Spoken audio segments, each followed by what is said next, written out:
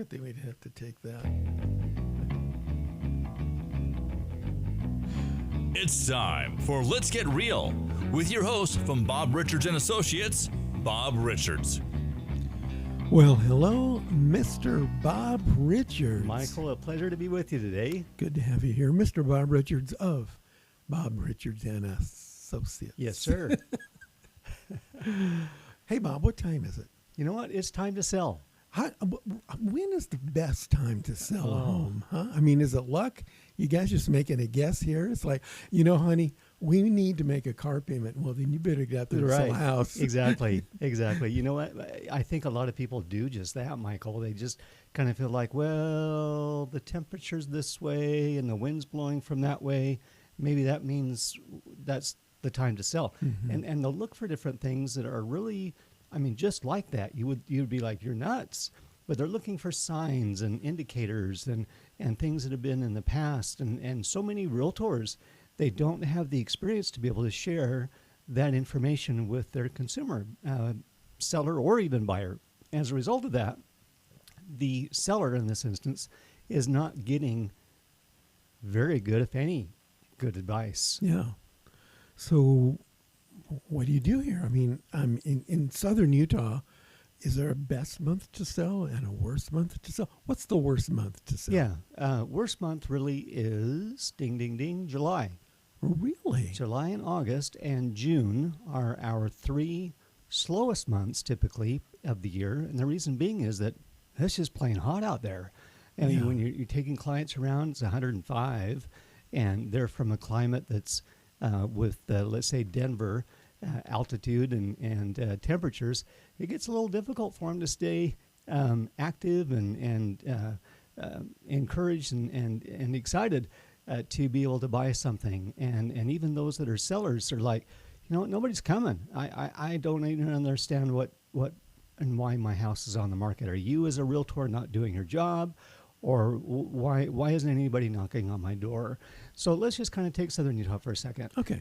We're very different than the rest of the country and the rest of the world. And since our podcast is globally recognized now, which is awesome, let's kind of give you an idea that Austin, Texas, Milan, Italy, New York, and Jacksonville, Florida, and St. George area, you know what? They all have different months out of the year that are better than others. For our months, best time to sell is in the fall, and even better is the beginning of the year. Most people, we get through the holidays, don't we? And we're just exhausted, and we've seen the in-laws and the outlaws and the grandkids and the greats, and we're just like, I'm so glad to be in my own bed. So nice to be home. So nice we don't have to travel. So nice we don't have to hear the grandkids all night long. And so we call January kind of a hibernation month. Or people are just kind of getting back in the rhythm of things, starting a new year, and then they're kind of back in the swing of things by about end of January, but certainly into 1st of February. So our absolute best months, February, March, April, May. Those are 4 very strong months. The others are September, October, November. Obviously, between Thanksgiving and Christmas, everybody's at Best Buy and Target and TJ Maxx and Hive, where we're at today. And so it just, you want to have the opportunity to capitalize on those months that are the best. Because here's what a seller's going to find out, and not with good news. You know what? Your home's on the market day after day after day. And more of that causes the days on market obviously to increase, and people are like, what's wrong with that place? It's been on the market way too long. Yeah. Something wrong with it. It must have bad JoJo or Mojo, whatever it is. Yeah. And so they tend to kind of guess rather than with any knowledge. But a seller would be like, I've wasted 90 days of having my home on the market, and now I'm 90 days upside down in having really a good product to sell. So if June and July are like the worst months to sell your home, would they be some of the best months to buy a home? Because as a home buyer, I could go, okay, Mr. Home Seller, here's my plan. I'm going to go out. It's 3 p.m. on a Saturday. Mm-hmm. It's 109 degrees. The place doesn't have a pool. So I'm going to call you and say, Bob, let's go make an offer on this place over here because it's 109 degrees and they don't have a pool. So let's offer them this much since they're now been on the market for 60 days and it's hotter than heck, and maybe they'll take the offer. Would that be a good strategy? Wow, I can see that you've done this once or twice, Michael, because it is. It's the absolute correct answer. Is that, yeah, these 3 months of June, July, and August, you can score really well as a buyer. Now, is that $50,000 off of a $300,000? No, but there is more wiggle room in negotiations with the seller because they're, like I say, they're tied in the market and not sure why or when or what's causing it to hold up. So as a buyer comes in and says, oh my gosh, to the seller, you've not been in my home and hardly anybody has. I'm getting more interested in really selling. Mm-hmm. Let's see if we can strike a deal and be able to make something happen rather than, here's my price. You want to pay it? Pay it. If you don't, you can leave my house now. And too many times, as past history would indicate, that's happened, and that's no longer a valid conversation, really, that's going to gain any results. So what about December? I've heard varying reports on this. So a lot of times it's a good time to buy something because people may want to unload this home before the end of the year to get a tax break. So would that be a good time for somebody who's seriously looking maybe get a deal? And maybe not the best time for somebody who's looking to sell and get top market value? Yes, that's exactly right. Now, caution. Those that are interested in buying during the holidays, understand that you're going to be walking in on a fall leaf cornucopia setup and look within the house. And as we get into December, then you got Christmas and presents and lights and figurines and all that other stuff. If I'm advertising a home for sale and it's now January and I'm advertising the home with the Christmas tree, you know what? I kind of outdated the listing already. Yeah. If I've got some turkey on the stove that's still there, that's not going to behoove anybody to say, oh, I want to buy that place. Look at that turkey that's all gone. So yeah, it's a good. I'm very busy during December, and I think a lot of people choose to be or choose not to be. One of the reasons I am very busy is that many others are not, and they just don't want to be. And out of choice, they're like, I'm taking the month off. Yeah. Don't want to do anything. Don't want to sell. Don't want to buy. Don't want to work with a seller or buyer. I'm just going to take the time off. And so as agents that are engaged in that month, we tend to get busy. And so we're not getting the start of the year of saying, oh, starting at game one. Now what? Trail one. Yeah. It's something that we're now continuing in that snowball effect, hopefully, rather than saying, well, business is bad, business is slow, business is this. Business is anything you want it to be, but it's your call. And in sales, as you know, Michael, if you're not putting forward the effort, you're probably not going to be very successful. What? You mean I actually have to do something? Seriously? Yeah. I am verklempt. Talk amongst yourselves. Talk amongst yourselves, yeah. So, Bob, how do we know that the information you just told us about the best and the worst months, how do we know that that's really true? Or maybe you're just guessing like some of these other guys. Because you need to make a car payment and your wife's right. getting on you. Yeah. Yeah. Get out, work. At least be gone out of the house more than 20 minutes. Yeah. You got to go at least 3 or 4 or 5 hours. And some of these agents are like, what? Like you say, I have to work? Really? What about printing money out on the back patio there? Well, I'm sorry, that doesn't quite work that way. And so it's, tell me your question again. So how do we know that you're not just guessing about these months? Is there data to back that up? Like July and June? Not so much, right. But January, February, those are better. We got some data to back that up. 30 years worth. So nothing in my office. So nothing good, huh? Nothing good. Yeah. Nothing good. No, we can actually pinpoint and say, okay, with pretty darn good accuracy, about 90% accuracy, this is how the market's going to be. This is how it's going to respond. If this happens and this happens and this happens, well, guess what? We know what this market's going to look like. I've been telling people for over a year and a half, Michael, we're not going to ever have 2, 3, 4, and low 5% interest rates. It's just not going to happen, folks. It's not going to happen in your lifetime, my lifetime, your kids' lifetime, your grandkids' lifetime. It would take a incredible upheaval like COVID to see even things like that happen. And we were told a bunch of lies. We'll get into the politics of things. Nope, not going there today. But we were not informed accurately, and it caused just a worldwide epidemic, pandemic, whatever epidemic you want to call it. Yeah, I know that there are rumors and speculations about an interest rate drop looming on the horizon, but, who really knows if, when, how much, how little? So just kind of set your goals, plan accordingly, and move forward. Don't wait for Exactly. And I've told people, you know what, we're going to be up closer to 7% by spring or summer of 2025. Well, we've been at 6.875. Now, that's pretty darn close to 7.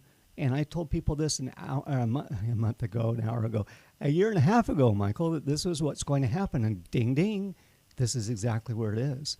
So I even find myself with Chairman Powell. He's very reactionary rather than proactive. So rather than making things happen, he just kind of wants to look and say, what just happened?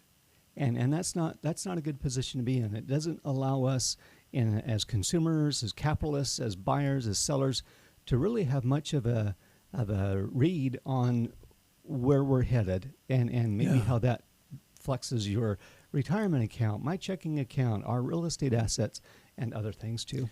I think a lot of people, I'm going to rephrase that. Okay. I think there are some people who are like waiting for a sign. Yeah. I'm waiting for a sign. Should I sell my home? Can I tell you a funny story? Please.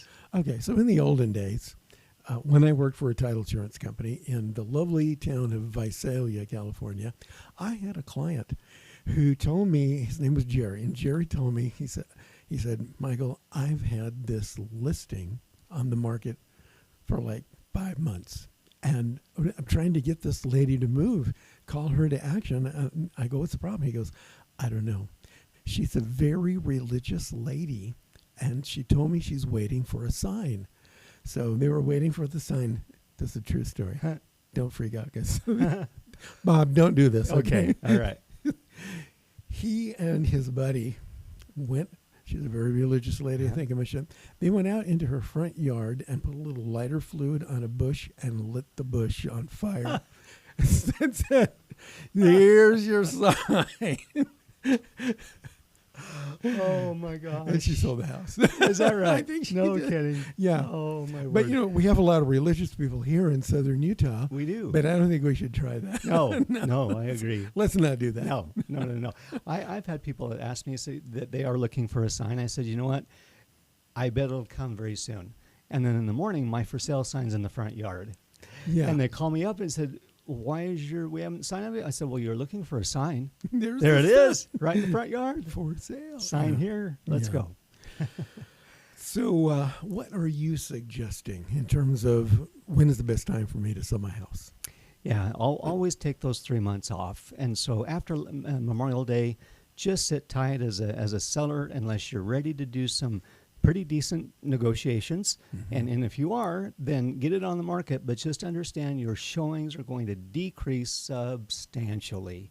So about 70-75% drop in normal showings during those 3 months. So be aware of that. And then also look at other conditions of economics. What's happening in the country? What's happening in the world? Is something different in Dallas that's what's happening in St. George? Does that affect things as far as rates? Consumer confidence, is our gas prices going up, our food prices going down, all of those things that come into play. Guess what? I've got 30 years of it in my office that I can share with and be happy to consult with people to say, if you do this now, here's what you will find later. And thankfully, either a really, really good crystal ball or maybe I've got some knowledge that I've learned over the years. I'm going to go with the knowledge that you Okay. learned over the last Good 30 choice. years. Good choice. Now, Bob, I understand you've also got a really nice townhome that's being marketed. Tell me about this. I do.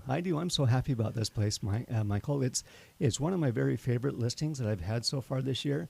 It's a small, the upstairs is small, has 2 bedrooms and 2 bathrooms. Okay, just one. And the main floor has 2 bedrooms and 2 bathrooms. So you've got a separate living room, family room, dining, that kind of a thing. But what I like about this place, Michael, is that it has a very nice large backyard. So if you're taking care of grandkids or kids or animals or what have you, that's a great feature of this particular home. Riverwood is located just off of Valley View Drive and Indian Hills Road. So if somebody isn't quite familiar with the area, if you look at the D that we see up on the side of the hill, if you go right behind it on the back side of the hill, you would run into this, basically this subdivision. It's not big, it's not huge, a very quiet, very quaint location. I think that somebody might have some interest in it. It would be nice to see that happen. These folks have taken immaculate care. We repainted the interior. We put in all new flooring. And speaking of the interior, here's our results. Oh my gosh! Yeah, so look let's at that. kind of review what we've got here. So this is living room that's just left of the entry. You can see the door there on the left-hand side behind the flowers. We've got a corner fireplace there, and then you've got your master bedroom and 2 more bedroom, or a master bedroom and 2. Sorry, guys, master bedroom, another bedroom, and 2 more bathrooms. And then let's go ahead on to the next shot here. Which will happen any moment Anytime. now. Maybe if we're waiting until July. It could be. It could be. It's kind of feeling like that. Now, this does have stairs, as you can see in this first photo. We've had people and also this is a 55 and older community.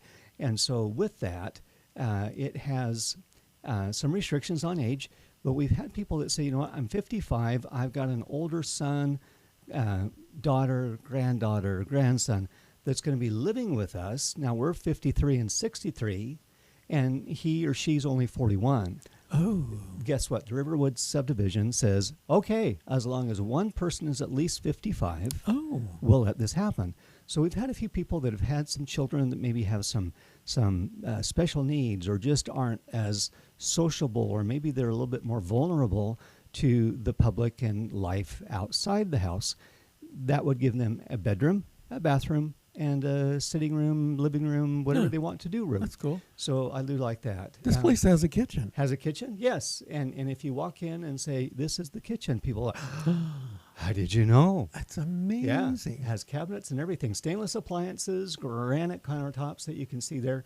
Lots of oodles of storage, which is fantastic. And if we can get to the next photo here, dining area as well. And this also has like a formal dining room option in a different part of the by the kitchen. So we won't show that one today. And then we can move on to our next photo. Okay, this is the master bedroom. You have access to the backyard. Very private back there because you don't have people looking into your yard. And so if you're a skinny dipper in a Walmart $4.95 pool, then, hey, there you go. Nobody's going to notice the difference. And so we've staged the house, and here's the biggest asset of it is this swimming pool. Right directly across the street of this home for sale is the outdoor pool. You can tell you can take care of you take care of the backyards. The HOA maintains the front yards and all of this other common area. It always looks gorgeous. Really, really good. It's good looking. It is. And so you get a lot of green, you get the terracotta roof, the blue pool. It's just kind of a wow, pop kind of a photo. Yeah. Is there a Traeger out there? No, I took it back home last Okay, night. never mind. I just couldn't live without it. So, Bob, this is a 4 and 3, Uh-huh. 2-story with a master suite on the main Correct. level, and the pool's across the street. Correct? And don't you want to know how much this beauty is? Yes. Here's Johnny. $439.5 is our price on this one. And you know what? I just actually got a text a little while ago, and I didn't bring this with me. $399.5. Okay, so within just a couple of minutes' time before we started this today to now, they've dropped it almost 50 grand. Wow. That's huge. I mean, that's a significant drop. And they're just saying, you know what, Bob, we're not there anymore. We've kind of detached from it. Let's just get it sold, get it gone. And so I'd say, well, hey, with a $50,000 price drop, I think we can do that. $399.5. $399.5. And we didn't even have to wait till July to get the exactly, price drop. Exactly. Yeah. That's great. So, Mr. Bob, if someone wants to buy this delightful, beautiful home, how can they get in contact with you? Thanks, Michael. My best way to be reached is 435-703-8824. That's my cell number. Bob at BuyUtah, that's BUYUTAH.com is my email address. And obviously, those two are about the best. And then BuyUtah.com is my website.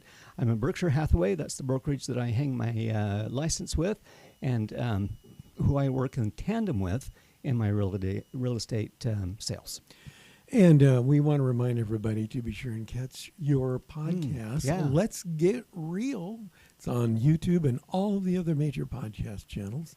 And I know you've got some great archives on your website and also on YouTube. So if you guys have any questions or you want to go back and look at some of the older podcasts, Bob has some great information. So be sure and check it out on YouTube. Let's Get Real. And you can get all your real estate information really for the last 3 years. Yes, So yes. It's very timely. And some of it very relevant still, and other things that have changed. Yeah. Well, Bob, thank you very much. We'll see you guys again next time with another exciting adventure in the world of Let's Get Real with Bob Richards. This has been Let's Get Real with Bob Richards from Bob Richards & Associates. For more information, BuyUtah.com. We invite you to return again for another edition of Let's Get Real with Bob Richards from Bob Richards & Associates.